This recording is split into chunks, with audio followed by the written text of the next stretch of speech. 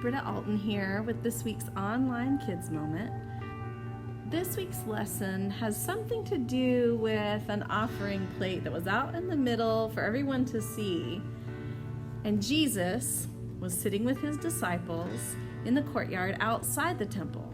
This is the place where their offerings were given, just the same as when we come to church and make our own offerings.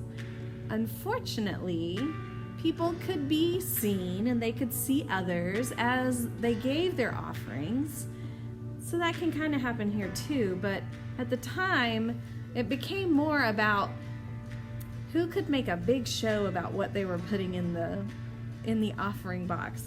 I managed to make a whole lot of noise to give the impression that maybe I'm showing off about what I was putting in the offering box.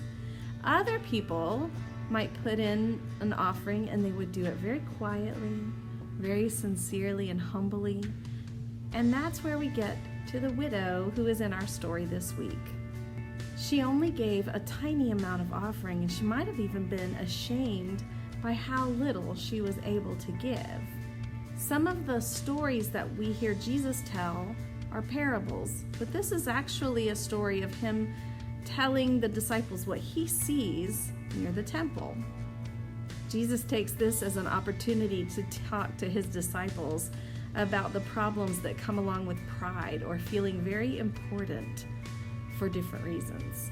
Jesus tells his disciples, be wary of the scribes or people who do things for appearance sake, but who ignore God's expectations for how they should treat others. So I could put a whole lot of money in, but not be very kind, and that is not what Jesus would love to see out of his followers. Jesus then gives another example of someone on the other side of that picture. The poor widow gave 2 small copper coins, really probably only about worth a penny. Jesus points out the difference between the kingdom of God's understanding of greatness and the world's understanding. But this lady gave more than anyone else because she gave all that she had. And what's better is that she didn't make a show of it. She was doing it humbly. Sometimes you might feel like you don't have very much to give, or what you have to give might not make a big difference.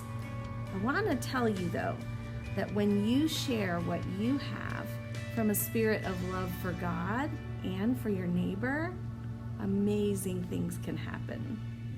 You may not realize this, but each month we have a focus that we look at through the entire month, especially during Wiggle Worship. But the month of July, the theme for the month is baptism.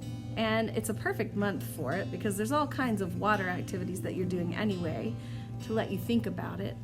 On Saturday, July 17th, we are going to have our Life Sport Reunion pool party, which will be a fun time together.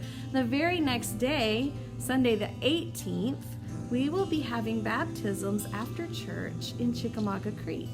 So probably about 12:30, we'll be at the bend of the creek that you see as you leave or come to the church sometimes. What a wonderful chance for you to get to see some people making their faith in Jesus public. Do you know if you've been baptized? Do you have questions about baptism or what it means or who does it? I would love to answer them. Let me know if you have questions. I hope to see you in worship this week, the 7th week after Pentecost. And until I do see you in person, I pray that you are blessed. Until then, bye.